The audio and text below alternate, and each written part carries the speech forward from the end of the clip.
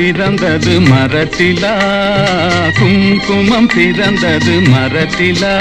இல்லை குமரி பெண்ணின் உதட்டிலா குங்குமம் பிறந்தது மரத்திலா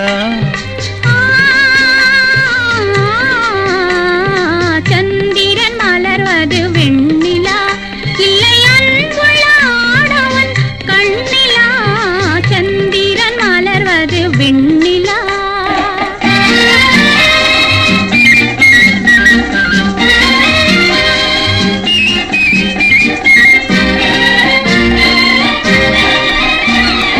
இனிமை கிடைப்பது கனியிலா ஒரு ஏந்திழை மொழியின் கனிவிலா